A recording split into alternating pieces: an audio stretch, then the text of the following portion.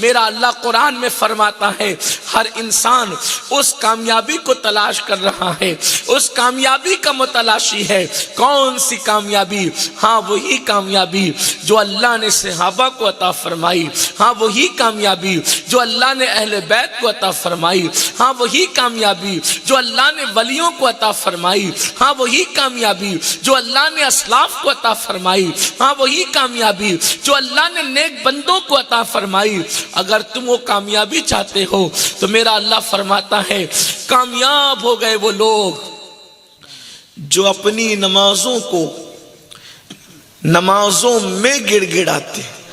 قد افلح المؤمنون الذین هم فی صلاتهم خاشعون، وہ کامیاب ہو گئے جو نمازوں میں گڑ گڑاتے ہیں، یعنی ان کی نمازیں بھی گڑ گڑا کر ہوتی ہے۔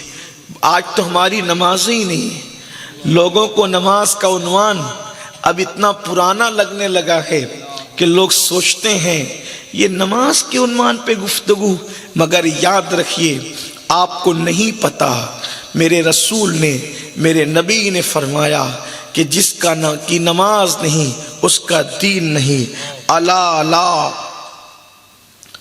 الا لا دین اللہ صلاۃ اللہ، اس کا دین نہیں ہے جس کی نماز نہیں۔ آج بلکہ ایک مقام پر فرمایا اس کا ایمان نہیں ہے جس کی نماز نہیں۔ مسلم قوم مسلم کی 95% آبادی نمازی نہیں ہے۔ ایک کم و بیش 110 سے زائد صحابہ کا فتویٰ ہے کہ جس نے جان بوجھ کے نماز چھوڑی وہ کافر ہو گیا۔ شادی میں نماز چھوڑ رہے ہو، خوشیوں میں نماز چھوڑ رہے ہو، عید کی خوشیوں کے موقع پہ نماز چھوڑ رہے ہو، بیٹوں کی پیدائش کے موقع پہ نماز چھوڑ رہے ہو، لیکن آؤ ہمارے اسلاف نے کہاں نماز پڑھی؟ سیدنا فاروق اعظم عمر ابن خطاب رضی اللہ تعالیٰ عنہ، جب آپ کو کھنجر مارا گیا مسجد نبوی کے اندر، یہ سب سے پہلا حملہ تھا مسجد نبوی کے اندر جو کسی پر کیا گیا تھا۔ اس سے پہلے میرے نبی کی مسجد کے اندر کبھی کسی پہ حملہ کرنا تو دور کی بات، میرے نبی کی مسجد کا ماحول یہ تھا کہ پہلی مرتبہ مسجد نبوی میں اگر کسی پہ حملہ ہوا، جب تک اللہ کے رسول علیہ الصلوۃ والتسلیم ظاہری حیات میں رہے ماحول وہی تھا، حضور کا کنٹرول۔ صدیق اکبر تھے، صدیق اکبر کا کنٹرول، فاروق اعظم تھے، ان کا اپنا بھی کنٹرول۔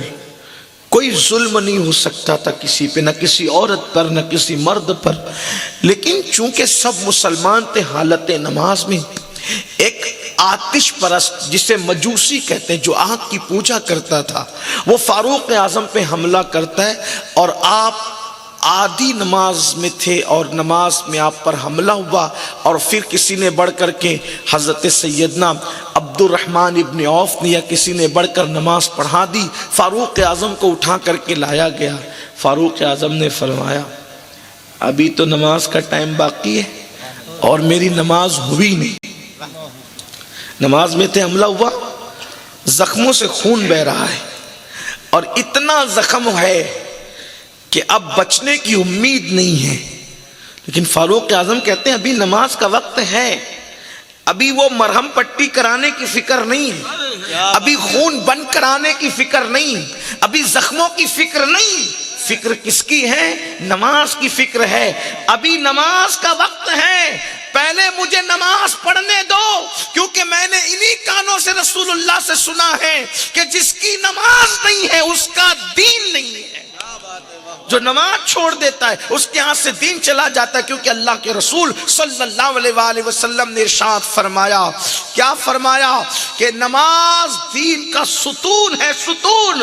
جس نے نماز چھوڑ دیا اس نے دین کے ستون کو گرا دیا، اس نے دین کے ستون کو ڈھا دیا۔ میرے پیارے آقا صلی اللہ علیہ وآلہ وسلم کے دیوانوں صحابہ فرماتے ہیں ہم نے فاروق اعظم کو دیکھا کہ اسی حالت میں انہوں نے نماز ادا کی کہ ان کے اعضاء سے خون بہ رہا تھا، اللہ اکبر، اور وہ نماز ادا فرما رہے تھے۔ میں آپ سے پوچھنا چاہتا ہوں میرے پیارے آقا صلی اللہ علیہ وآلہ وسلم کے دیوانوں اور اپنی بہنوں سے بھی پوچھنا چاہتا ہوں، بتاؤ جب اس حالت میں نماز پڑھی گئی تو آج ہم خوشیوں کے موقع پہ نماز چھوڑ رہے ہیں، اللہ اکبر، شادیوں کے موقع پہ نماز چھوڑ رہے ہیں، اللہ اکبر، ہم لوگ جو ہیں اللہ اللہ اے سی میں بیٹھ کر کے نماز چھوڑ رہے ہیں، پنکھوں کی ہواؤں کے اندر نماز چھوڑ رہے ہیں، مگر یاد رکھنا میرے عزیز، میرے آقا صلی اللہ علیہ وسلم کے دیوانوں، کامیابی اسی کو ملے گی جو اپنی نمازوں میں گڑ گڑاتے ہیں، جو خشوع و خضوع کے ساتھ نماز پڑھتے ہیں۔